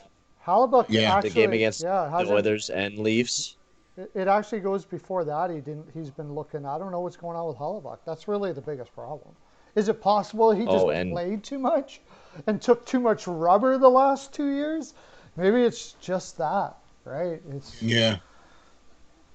I know every time I see, like, what was it, April 26th and 28th, when the Oilers were going up against the Jets and Hellebuyck was in the net for both of those games, he just, I don't know, he didn't look himself. It's just the Hellebuyck we're seeing right now. His last 5 games, he's 1-4, and he's lit in at least, out of those 4 games, 3 of those have been above 3 goals. Ooh, That's not been a pretty look. That's not a good week. No, it hasn't been a good time for Hellebuyck, and he needs to kind of get his, his gears in shift, because it's not going very well for Hellebuyck right now. That's a good way to put it. Get your gears in shift. All right, I like that. That's a good way for getting your Butt moving. Yep. He needs to get going. The Jets in general need to get going. They have not looked very well in the last couple. I would have to say the last month. They have not looked like a team, and they just need to play a lot better. Yeah. I don't. agree. Yeah, I just go back to the same thing as I've been saying all along. Like I thought the Jets would be fine if they got some defense in the trade deadline, and they never did. And Yeah. their defensemen just look pooched. They don't have anybody, just like the Islanders. They don't have people that can come up from and play in their lineup. Although, has Logan Stanley been playing in the lineup for them? I can't remember seeing them last time they played, but maybe they can turn it around in playoff time. I mean, they got a team that should be way better than they are, even without Ehlers. Once Ehlers went down, it really killed them too. I felt like this is the Winnipeg Jets team that we were looking, predicting for at the beginning of the season, because I remember I had very, low standards for the Winnipeg Jets. I thought the team was not going to do very well. I didn't feel, especially with their defensive core, I didn't feel like they were going to do so well. and they're kind of proving me here. They have not been doing well at all. The team is finally starting to kick, and playing Hinola, their young guy, their 19 minutes last night. Josh Morrissey playing 25 minutes a game. He's not that good of a defenseman. He's starting to his analytics don't show that he's a top 2 defenseman for that Winnipeg Jets team. And I think if the biggest thing is their defense is going to be the biggest downfall, and that's what it has been in the last couple of games. Letting in the 2 first goals in the game against the Canucks in the first 10 minutes of the game, you can't let that happen, right? Like you can't lose the lead like that right off the get-go. Then 2 goals in right off the get-go, it's not what you want as a team. And then when you get nothing on the power play, when you have 3 chances and you get nothing, when you have nothing but goal scoring talent across that roster and you don't get any goals on the power play, you need to get that special teams going there, Winnipeg. And it's not buzzing. Nothing's going right there, and nothing's going right there, Winnipeg. Yeah, No, and that's the scary thing too, because they if they're going to try to do anything in the playoffs, if they even want to try, they need to be winning more games. You know what I mean? Mm-hmm. And get the record that they have in the last 10 ain't getting it done. Yeah. So I got the Jets 3-2, and I'm not confident about that at all. Sometimes teams just go through funks, though. It happens to the best teams. Colorado right. went through I'm going to say 4-3. 4-3. 4-3 Jets. Well, really, they're going to just all of a sudden start scoring this game? They've burnt me a lot in this past little while too. I've taken them right back to when they started. I have no stake in them, so I don't care. Yeah, dude in the middle. Oh, he hopes you're right. That's the prize. That's the prize. Yep. Yeah. Peyton. I hope I'm right too. I'd rather have Winnipeg facing off against the Oilers in the first round. Obviously, I would like to face them since they've been cold. I would love that. Obviously. I think the Oilers look like they should crush Winnipeg if they play them now in the first round. Yeah. As long as Smith stays healthy, for the love of anything holy. Because if Smith goes down, we're done. Done. You mean for Edmonton? Yeah, if Smith goes down, we're done. For Edmonton, Smith goes down. So yeah. That's been the crux for Edmonton this year. 4-goal cost. Is that?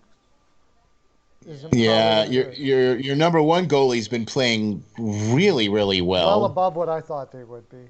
I have to. Yeah. For his age and everything. Yeah. I'm with you. Yep. But their other goaltending has not quite. Koskinen has been terrible. The lad, he got, I always, you look at his base stats, of course, it's not the most gorgeous thing in the world. His last 10 before the game where he let in 4 goals on 4 shots, he had about a 9.25 in the last 10. But now he's been looking really shaky. Like, he's not looking like the Koskinen he has been looking like. So I don't feel as confident with Koskinen, but if push comes to shove, Smith goes down with an injury.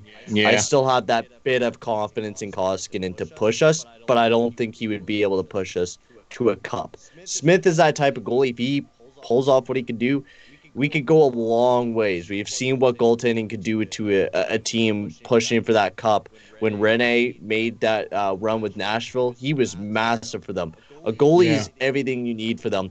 And also, in other news, Frederik Andersen should be returning for Toronto tomorrow night. That's gonna be that's big for Toronto.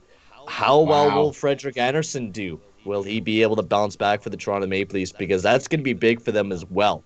If Frederik Andersen doesn't, play too well, will the Leafs go far in the playoffs? Yeah, that's a good point. They want to go far, but their goaltending has been mediocre. And if they could get Andersen going, they could go a lot of places. There's a few teams where goaltending is an issue going into the playoffs, or could be. The Oilers is one. Toronto is one. Carolina is one. A lot of teams. Florida kind of is one. I mean, Drigger has played well, but I mean, Bobrovsky, can we trust him yet? I can't. So you got teams last season. You got teams exactly. Like, I think Florida probably will beat Tampa Bay, but if Vasilevsky goes nuts, when Vasilevsky's at the top of his game, he can take almost any team, lots of places. So, yeah. So I mean, but there's a lot of teams there that well, Montreal, Allen's not going to bring you anywhere in the playoffs. No. I don't think so. It's look, that whole North has just been so odd from the very beginning. It's been so tough to try to put your finger on what's going on up there or anything like that. And when you look at teams like Toronto, it's been their division and everything to lose. And then you look at what Edmonton's doing, and you look at like McDavid and Draisaitl and all these guys scoring all these points and getting all these goals, and it's like they're still not winning the division. You know what I mean? Like you got all this talent, you got all this scoring, but you're not winning the division. So that's the problem. It's a team game. Toronto has more of a team, more depth than what the Oilers have. right. And that's the biggest thing. Like, I think the Oilers, they're a good team. They have the pieces to be a good team. They don't have the finishing touches to be a good team to push them past that point of, being in a good playoff spot and, making a run for it. I don't think they would make a run for it. I'd see them maybe making it past the first round. Yeah. And then who knows against Toronto, right? Anything can happen, but I definitely think that the Oilers will most likely, beat out the Jets in the first round. What I'm hoping, or whoever they're going to be facing, is what I'm guessing. And then Toronto is just going to be probably not. Toronto had our number all year long. They played a better game than us. I feel like Toronto's going to make it to the conference finals. Like, I love this North Division. When I hear people say, like, don't discredit the divisions. When you look at a certain division, you might think it's weak. Almost every one of these divisions have weak teams, and I've said that since the beginning. With I've seen a couple people say, like, 100 points in the North Division, it's practically a beer league in the North, and I kind of don't like that, because you look at the East: Buffalo, New Jersey, Philly. Philly's the worst defensive team in the league. Like, you're practically handing Pasternak and all those guys, a dozen goals on those teams. Same with the Central, with Columbus, Detroit, and all those other teams, and same with the West. I was seeing analytically, the North is about second last for, I think it was like goals for or goals against or something like that. But almost every one of those divisions are basically identical between all of them for goals against. And I just don't see the big difference between each of the divisions. Now, it's very hard to say, oh, how well Edmonton will do in this division. Like, yeah, we don't know until it happens. That's the weird thing about this year's with, playing within those divisions. It's a weird one. But don't discredit what, McDavid or any of those guys of what they have done this year. No, see, but I think I think I get what you're saying though. It's like they could have played, but they didn't. But I see what you're saying though. You know what I mean? And quite honestly, it's like one of those things where when you start to do it and you actually start putting it out there, then you can have that belief. Then you can have that confidence. But until you see those lower teams beating the upper teams, then it's all just talk. You know what I'm saying? It's all just talk. Look, I don't care what anybody says about, the North is a weaker division. Let me just say this about the North.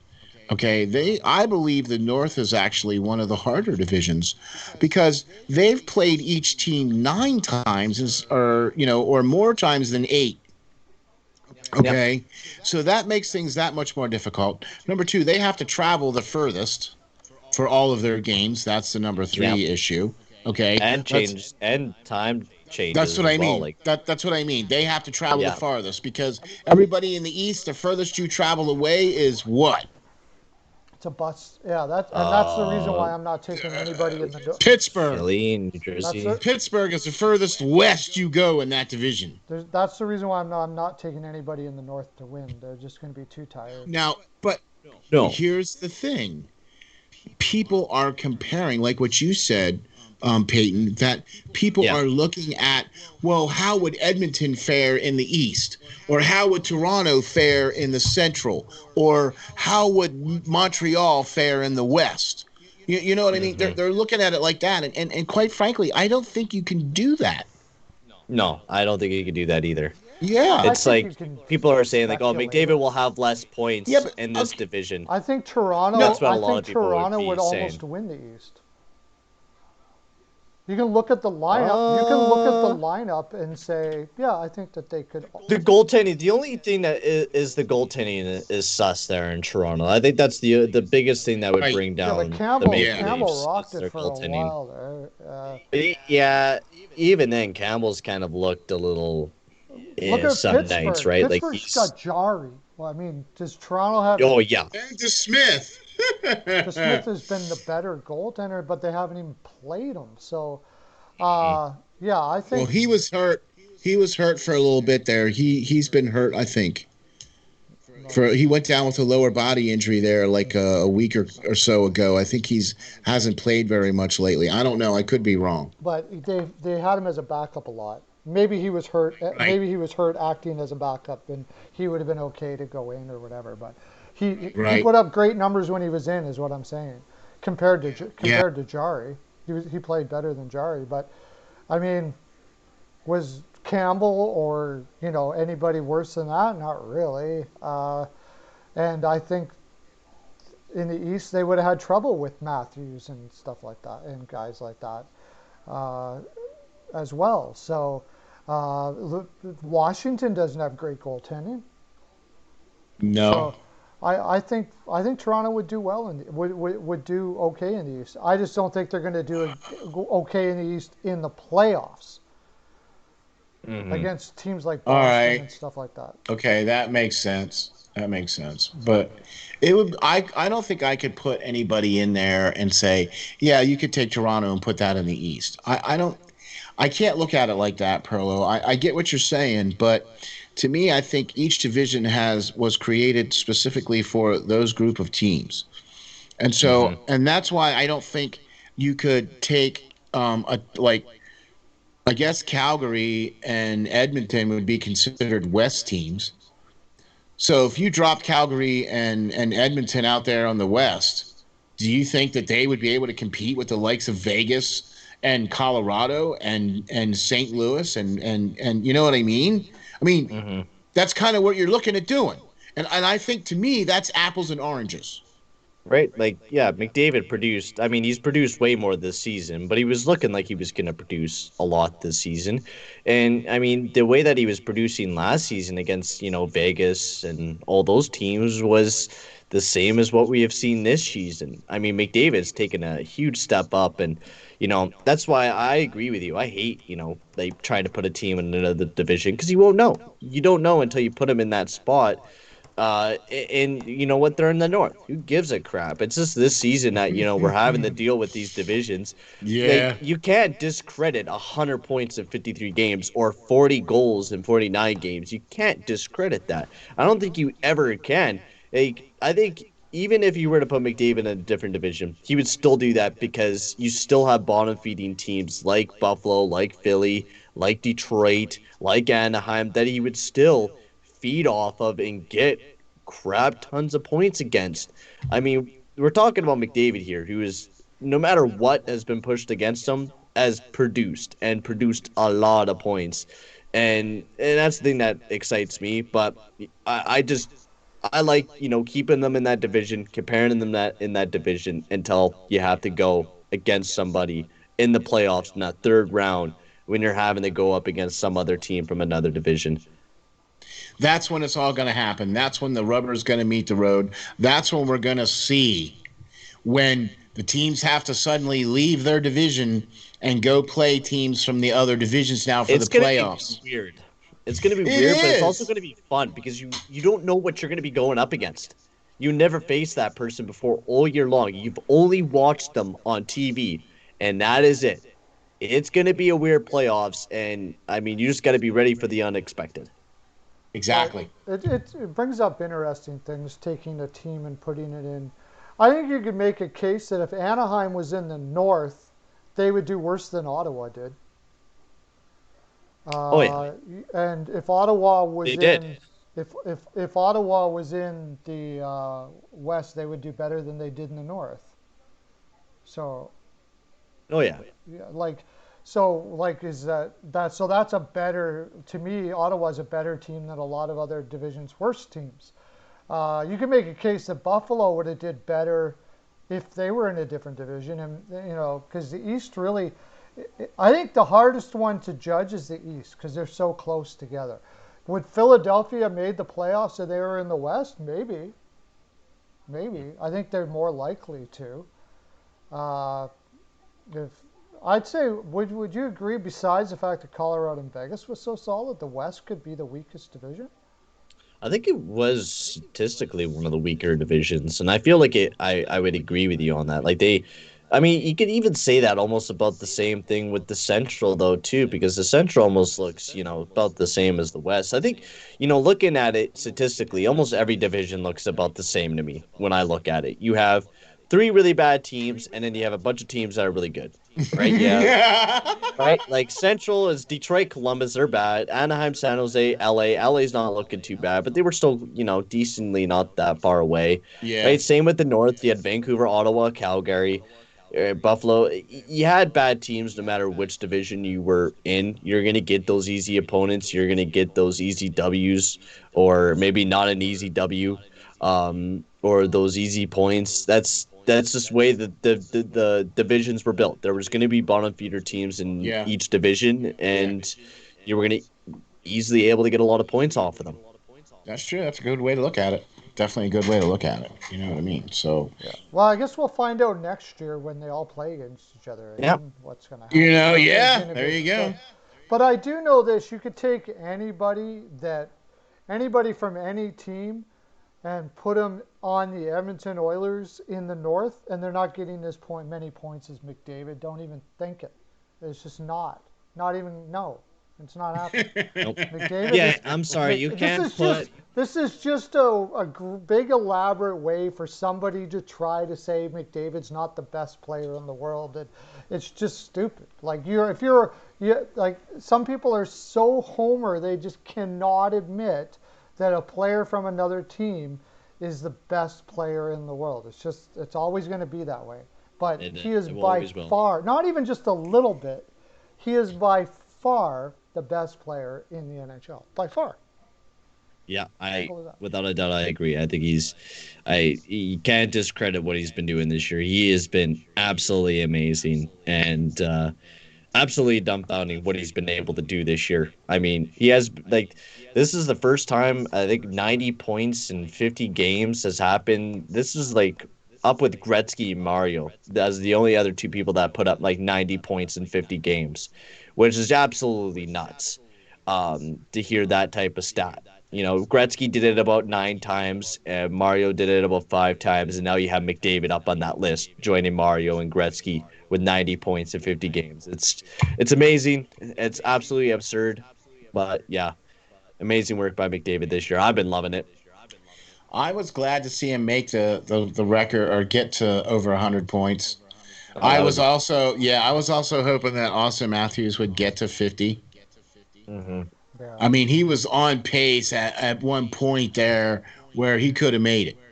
You know what I mean? But he's actually scored more goals and played less games than anybody else that scored 30 goals this year.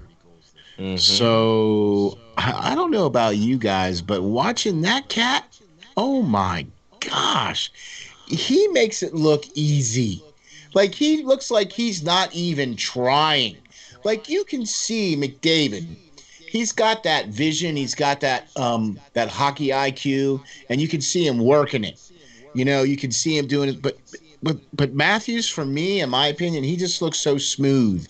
Like it just comes so easy for him to just, the puck's in the net. Like it's a little Olay. It's an Olay, and the puck is in the net. Because he's a shooter. Yeah.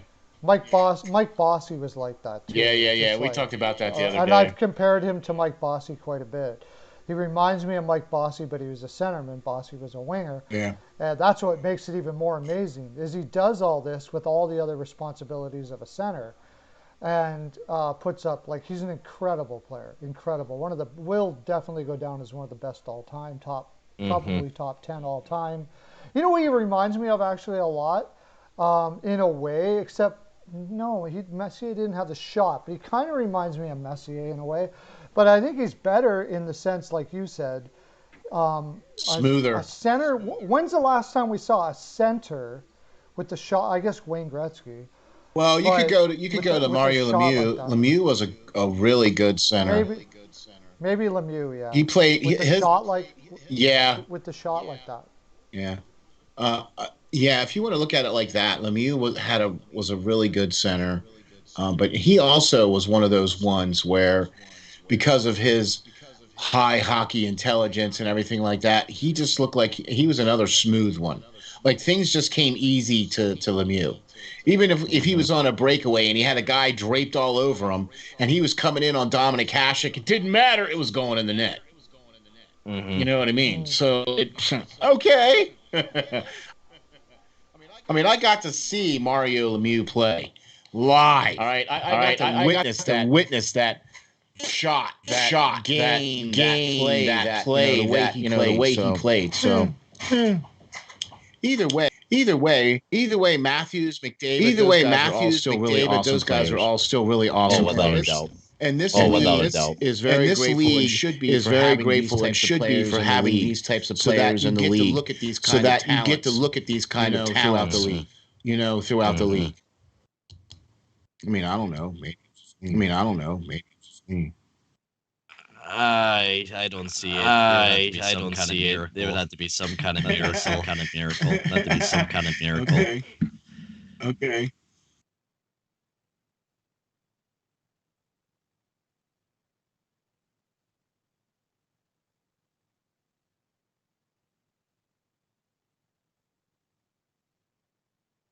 Bouchard's coming up the rankings.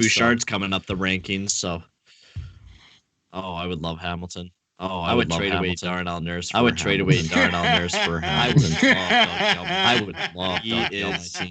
He is phenomenal defense. Phenomenal defense. Love Dougie Hamilton. Would love Dougie Hamilton. Everyone would. Gosh, man, could you imagine him being on the Flyers? Could you imagine him being on the Flyers?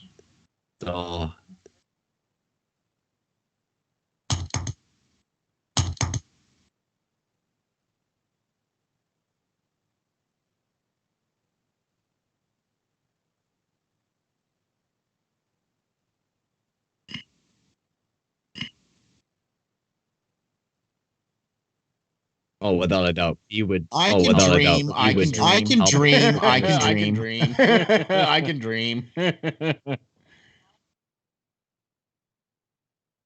Yeah, I don't. You know what's going to happen? You know what's going to happen on how they finish. It's all going to depend on how they finish in the playoffs. If they hoist the cup, then maybe he does leave. Then maybe he does leave. If they don't hoist the cup, then maybe he sticks around. I think that's going to have a huge. I think that's going to have a huge decision on some of these players, and or their cap base, or whatever they have. I mean, if I was Dougie, I would be. Even if I won a cup this year, I would try to go back to back. Especially with Coates coming back, and it would not be a bad idea. It would not be a bad idea there in Carolina. Keep Dougie there in Carolina. He's one of the best defensemen. And his analytics are absolutely insane, and defensively on the side of those games. So, got to keep him there in Carolina. That's Can't what I would disagree with that. Can't disagree with that at all, man, for sure. I'm looking forward to the games tonight, even though there is only two, and I will be watching one for sure, and I'll be checking in on the other one, just to see how things go. But I'm really liking how this playoffs is starting to shape up. We're really starting to get exciting matchups here, to see that we're going to see some of these exciting matchups. We all love these interdivisional games. We all would like to see more of these in the future. You know what I mean? And that's why I think, I'm watching the stream and I think Peyton just went away. He's back. Oh, okay. Oh. Okay. And now he's I'm just- back. All right. I'm trying to work on whatever echo they say is going on here. So Oh, okay. All right. I should be good now, hopefully. Okay. But like I said, looking forward to the matchups, looking forward to the playoffs for sure. This is where the rubber meets the road. This is where, everybody starts at 0, 0, and 0. Right? Have at it. I mean, So, technically it's not going to be that, but you know what I mean. I don't know. Yeah, it's been an interesting year. I'm really rethinking now who I'm going to pick for. Hopefully this echo leaves now. Really, who I'm going to pick to win the playoffs this year. I do like Vegas, but they played a lot of their guys a lot too. Yeah. Um, And there's no rest. Like and normally in the playoffs, there's that like couple of days before the playoffs actually start and the end of the regular season, right? We're not getting that this year. You know what I mean? Like the playoffs are going to be starting right away on Saturday, right? Saturday, yeah, they just came out with a little bit of the schedule for the Canucks games there, and the Flames. They're still going to be playing Sunday, Tuesday, and Wednesday. The Canucks and Flames will be playing. The games will be early though. 1 p.m. Pacific on Tuesday, and then also 1:30 Mountain Time on Wednesday. So some early games coming up for both the Flames and the Canucks, which I knew they were probably going to play those, so they'll probably play on while the playoffs are going on. You'll probably be seeing North Division playoff hockey once Winnipeg clinches their spot in the division. Like if Winnipeg gets at least a point or a win tonight, they clinch that third place spot. They'll be playing against the Oilers, so that means the North will be finalized, and we could get the playoffs started for the North here soon as well, which will be exciting. And then whoever clinches that last spot there in the Vegas division, I think that's the Well, Central. they're still fighting it out because Colorado still has 2 games left. Yeah, they still got 2 games left, and then once that's done, that's all finalized and finished. Right. I don't know, Bill T, what happened to Varlamov last night. Why did he leave the net?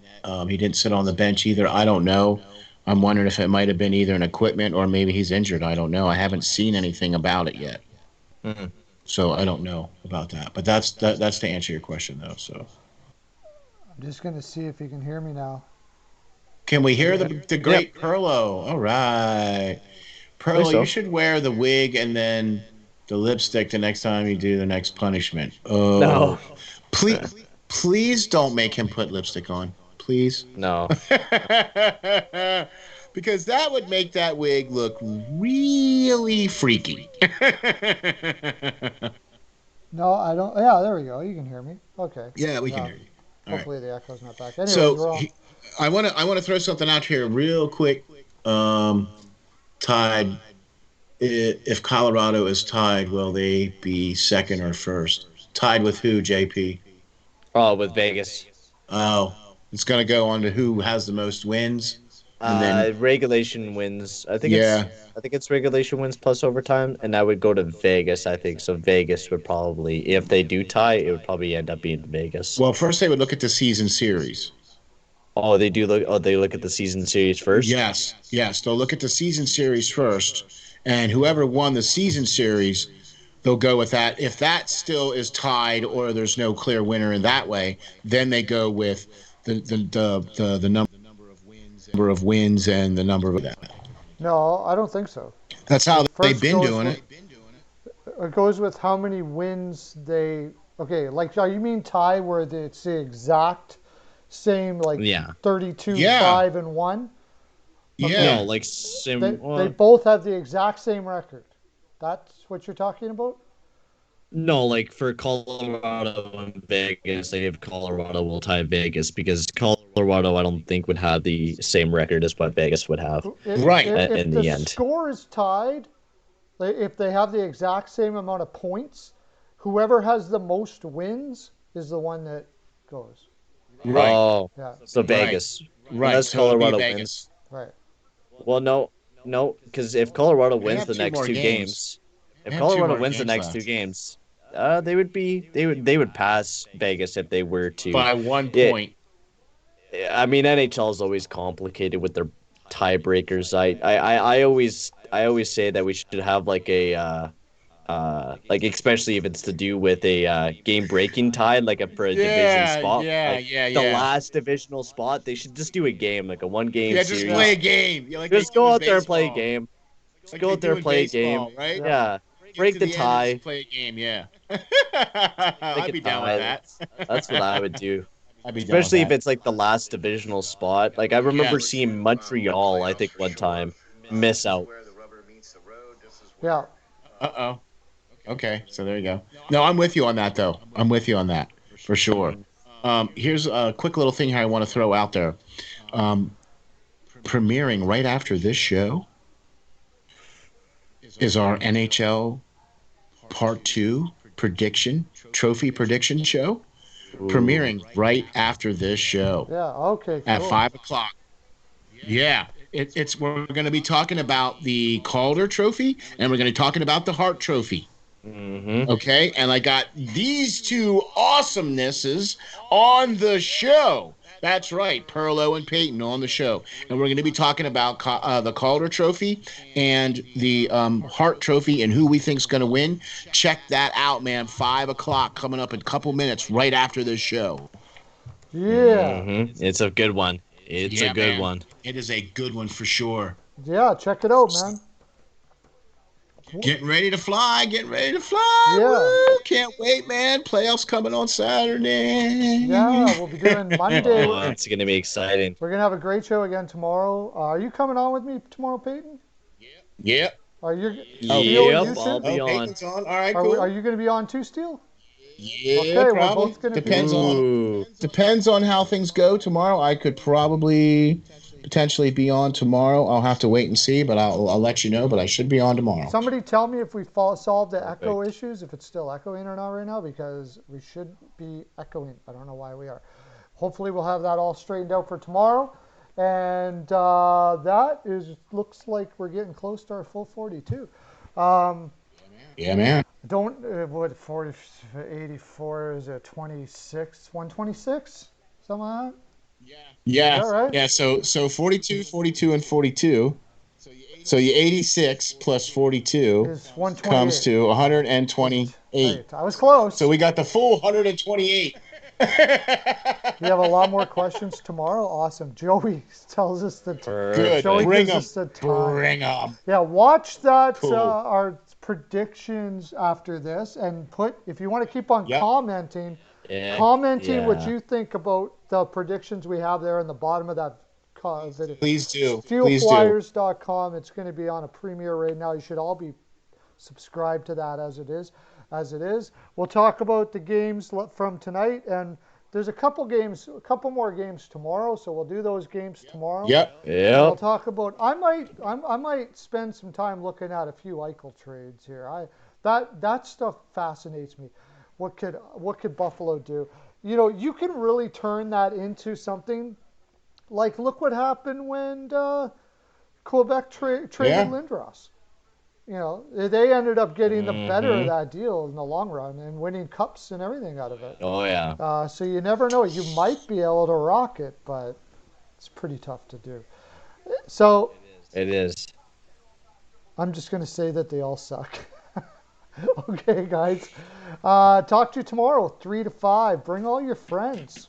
Bring some party favors. And have your Perlo. Come check have it your out. Perlo dance rocking. Have a great day, everybody. Come check it out. Lots of love to you. Okay. Bye.